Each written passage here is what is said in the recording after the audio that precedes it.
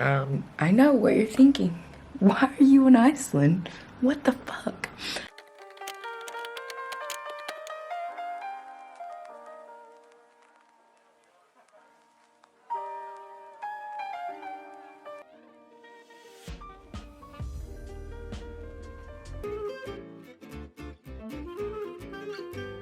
It was March 2020 and I was studying abroad at the University of Oxford. Everyone started to realize that COVID was kind of a big deal because the news sites had been like, COVID, it's this thing, but it's happening in China, don't worry about it. Don't worry about it. Don't worry about it, sweetheart.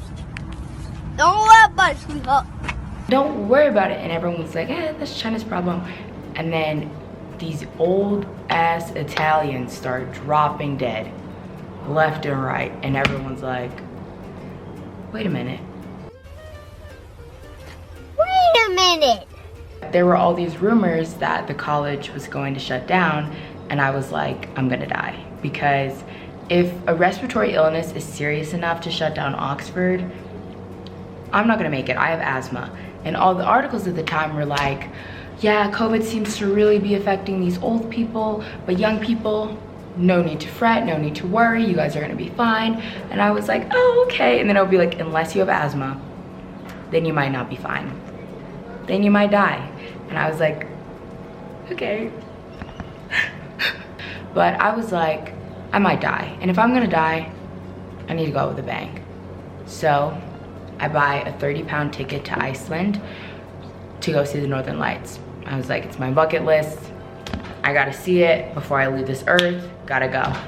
I fly to Iceland, no one else is on the flight, it's just me, because no one else is flying to Iceland. Land and I'm like, this was such a stupid idea. I start to have a panic attack because I'm like, I need to go home. This was dumb, like just to chase the Northern Lights. And then there's this guy who comes up to me and he's like, would you like a shuttle to the Blue Lagoon? And I'm like, yes. So I go to the Blue Lagoon. It's amazing. It's so blue. They give you free mud masks. It's gorgeous. And then I meet these girls who are so sweet. And we start talking and I'm like, oh, it's like a lot colder than I would have imagined. And they were like, yeah, but you know, if you're wearing gloves, like keeps the heat in. And I was like, gloves? And they're like, you don't have any gloves?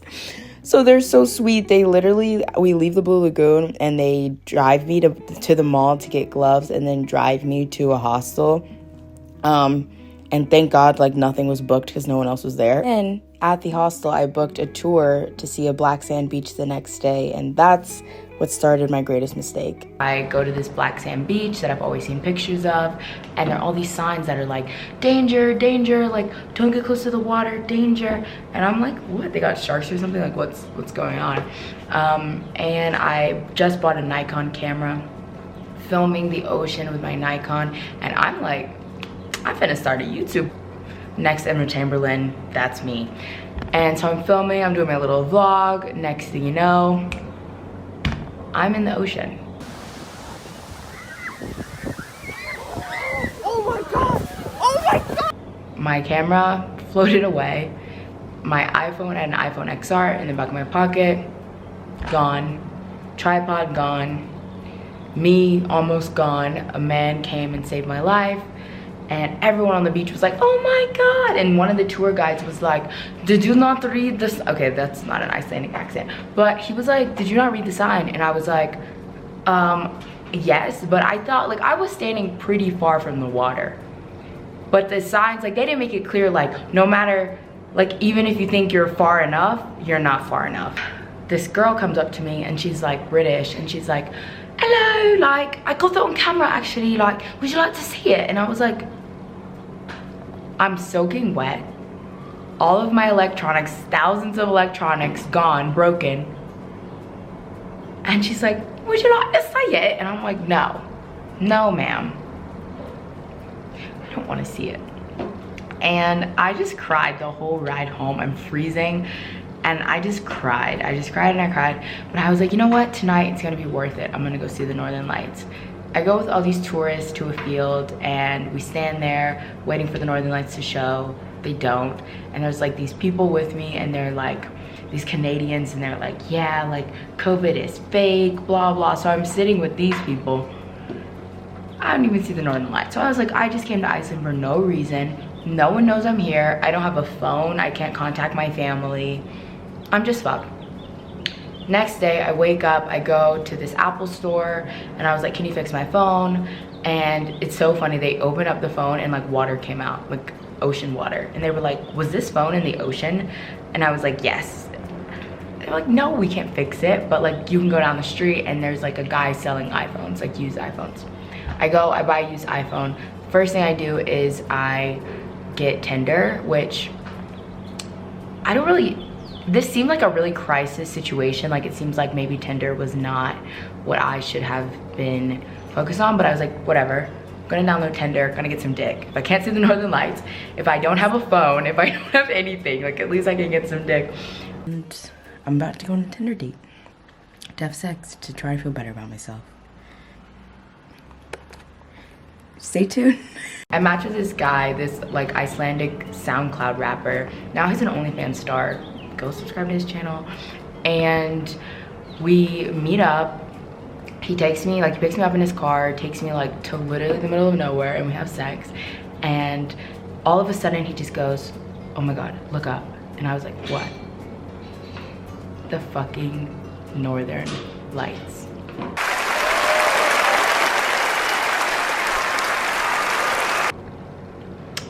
I was like, oh shit.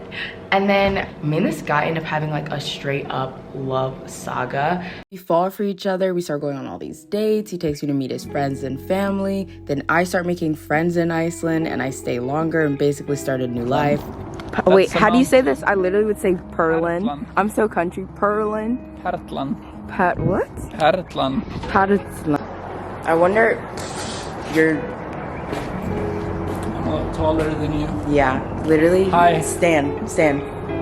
This is where we're at. About this guy that he like beat up and fucking left somewhere after he beat him up, like somewhere like out of town, you know, in like a fucking blizzard, I think it was. In 300 meters. So Iceland gangsters, they'll beat you up and then they'll leave you in a blizzard. That's how they deal with things here. They train you mentally. That's what they do. Yeah, they just like want you to hate your life. Wow, I love that. I mean, that's honestly, it's a better solution than killing somebody. If you think about it, like it's like you're living your life in fucking torture for the rest of your life. You like have PTSD and you like have nightmares and shit. Why am I talking about it like it's like very basic? It's just like, hey, go pick somebody up and leave them for fucking dead. I became friends with Kola and we had so many little adventures together. How do you pronounce your name? Kolbrum? Yeah, but you can say Kolla if it's easier. Kola? Yeah. Okay. So Kolla. Okay, I'm with Kola. I was like, no. We're gonna die. No. Wait, what's the one thing you need when you come to Iceland? A reusable water bottle. And if you come in the winter, a warm coat. That's it. And gloves. Gloves. Bring gloves. Don't buy gloves here. They cost Do not. so much money. Do not buy Literally, gloves here. don't buy anything. Every single pair of gloves I own are around $40-50. Yeah, I bought gloves that I own already in this, I got them at Primark. You're gonna see something in really the UK funny. for £6. I bought these same gloves here for $40. You can get cheap kind of flimsy gloves at like gas stations for like $20, but like just bring your own gloves. Just don't take this risk. In a little bit, we're gonna drive past the newest and the biggest prison in Iceland. Watch it be a house. It's the biggest prison in the whole country. Okay. And it's maybe the size of a cafeteria in the US. Imagine. It's like, imagine. For me, this prison is so big. This right here. Let's see. Oh my God, wait. Who even goes here? Like people who are drug dealers, murderers, like the people who nobody talks about. Yeah. This is the biggest prison in Iceland. Literally, this is like a wing of an elementary school. Like, it's not even like it's like cafeteria. Well, that's the prison for the 3 murderers of Iceland.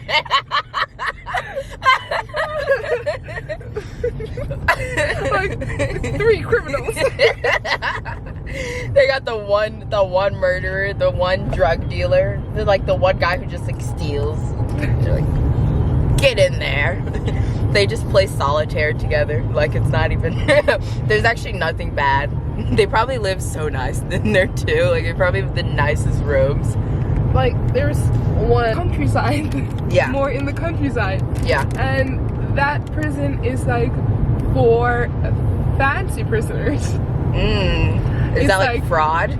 Yeah, for the bank tellers who committed fraud, or like, and they have like full bedrooms and full bathrooms, and they have like kitchens, and they have like community service, and they can do like, it's so stupid. Whoa, really, the goal in life is to move to Iceland, become a bank teller, and go to prison, sell some, like do some fraud, go to prison, and just live like rent free for the rest of your life. They probably let you outside.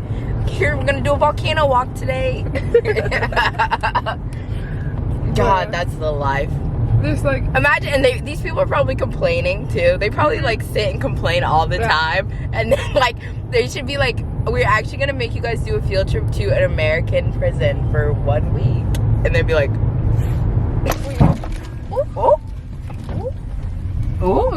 and now we had a road trip and rode around to get to this snow-covered volcano. This is a volcano. What's it called?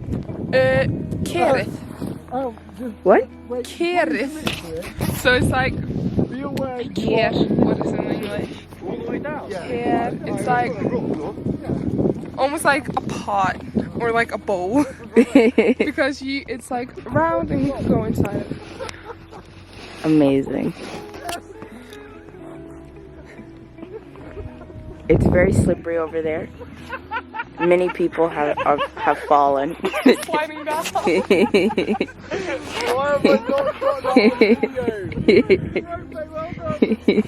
Let's go closer to the edge. Okay. You're allowed to. Oh, hell no. After I saw you do that jump.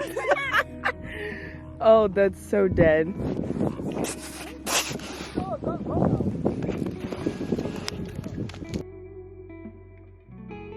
Like from like 6 months old until like one and a half, you sleep outside in your stroller. Like not if there's like a crazy storm going on, but if like the weather is like this, just cold but no like wind, nothing, you put your parents put you in like this warmer suit thing, you put in a blanket, you put it in a stroller, and then you go outside and you sleep. And this happens to everybody. Almost everybody. Not every parent does it, but most people I know slept outside as kids. You heard it here, folks. Child abuse in Iceland. Child abuse. I'm calling CPS. Hello, Child Protective Services. I saw a baby sleeping outside in Iceland. Oh, that's normal. Okay, cool. No, that's sick. But like in a stroller. Yeah. And you like just jump into like a store to like grab one drink and then run out. Yeah. You just leave your kid. Some people just leave their kids in the stroller. Outside. What? Why is it so hard to bring the child in? No, they can do it, but there's noise inside. The kid needs to sleep. We stripped and jumped in this hot spring, which was a horrible idea when it was time to get out, and we were so cold, but it was gorgeous. Oh, I'm like crying because of the cold.